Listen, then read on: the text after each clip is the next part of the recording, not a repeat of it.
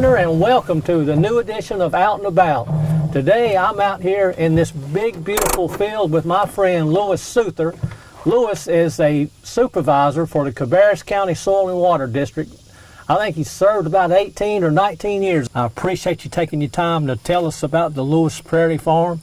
What do you think about all this? Can you tell us a little bit about the prairie and how far back it goes and how it started and a few things like that, Louis? Well, I grew up here on this farm, started off milking cows at an early age and become more or less part of the farm.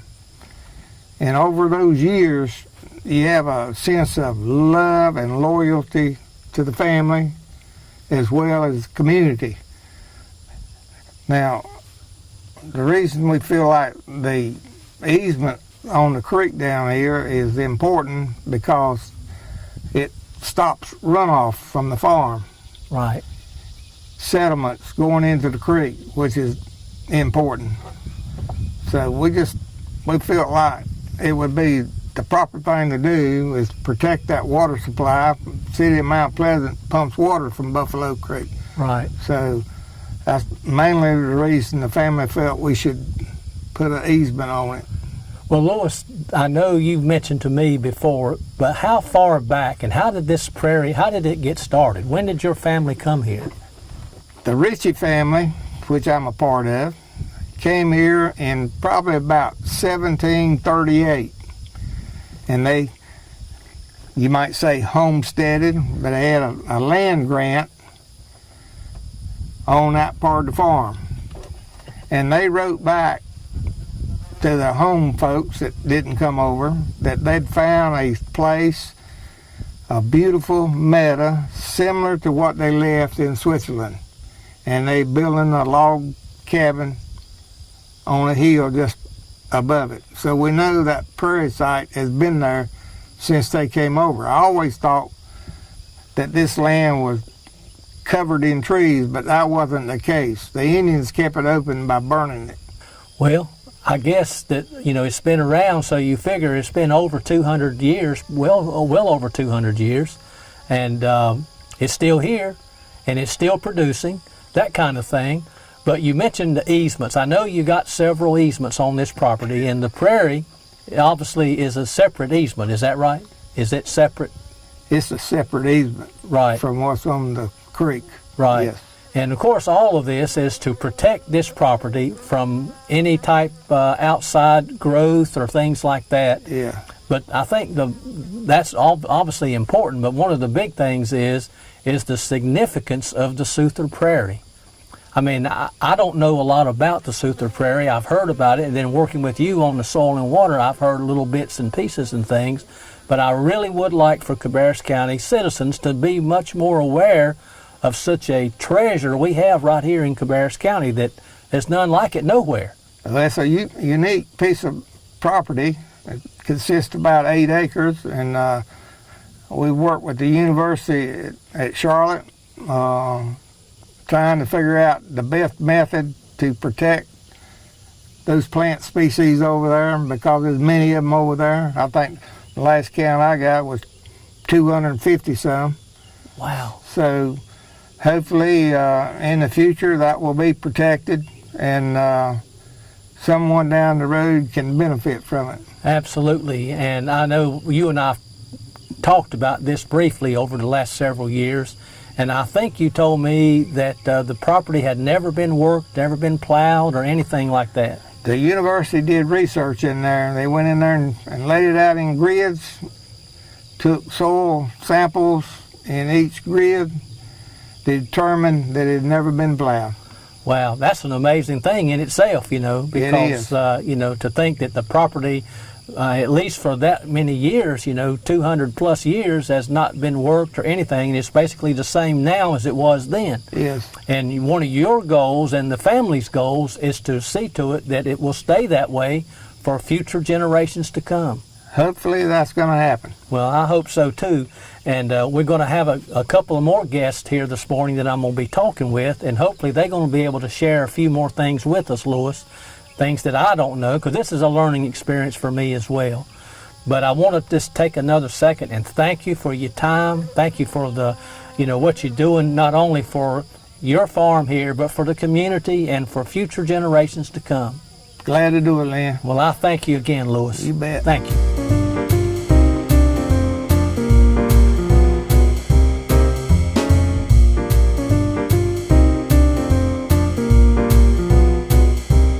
Join me now to continue the conversation about the Suther Prairie Farm. I've got Dr. Jim Matthews with me.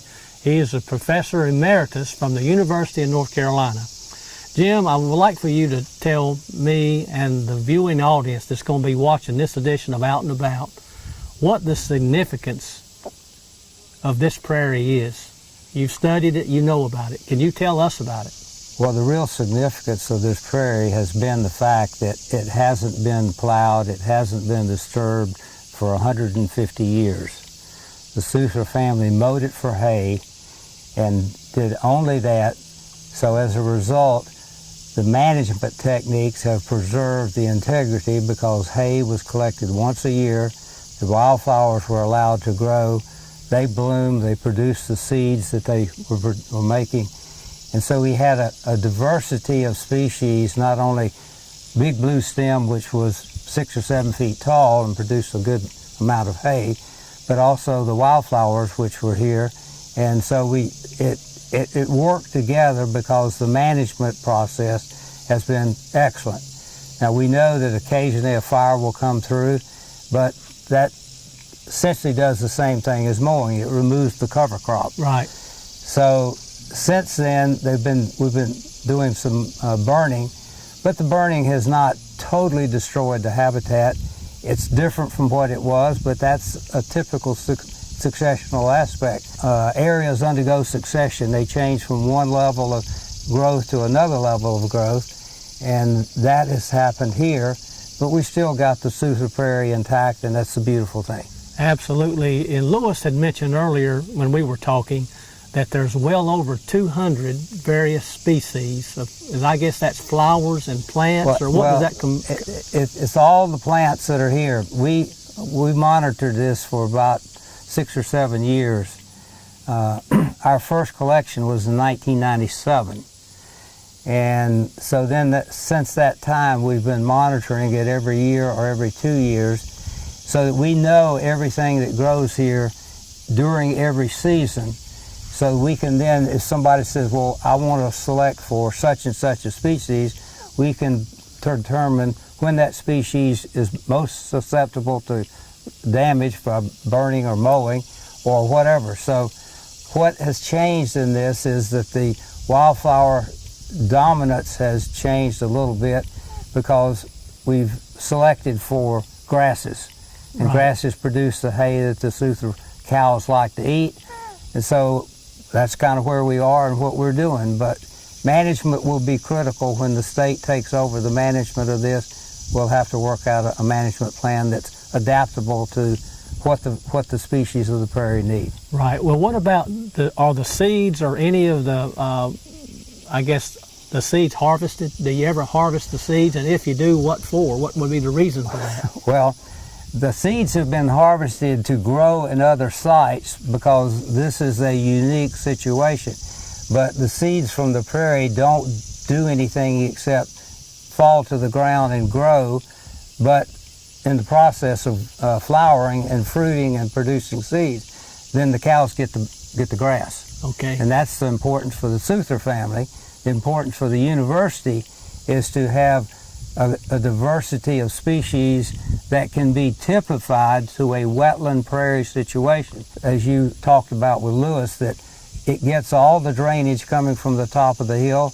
It's a lowland, it's right along the creek.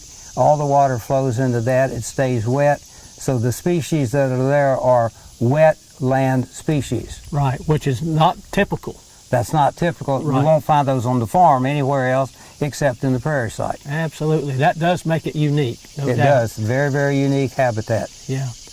Well, Jim, I thank you for taking a couple of minutes to talk with me and share your perspective about the significance of this prairie that we have here. And I've got a couple of more guests that's going to expand on this more. So thank you once again for your time and your effort. Good to meet and you. for helping us to preserve such a treasure for Cabarrus County.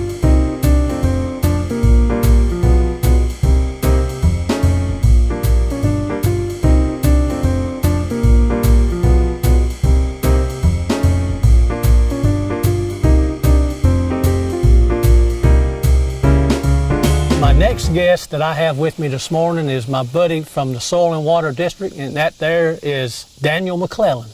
Daniel's the new director for the Cabarrus County Soil and Water. Daniel, thank you for being with us this morning. Thank you for having me. Won't you, well, first of all, let me say, when I talked to Lewis earlier, he told me a little bit about the heritage of the prairie, Suther Prairie Farm, and then I talked with Dr. Matthews, and he was telling us about the significance of the prairie, not only for Cabarrus County, but for North Carolina and the country as well.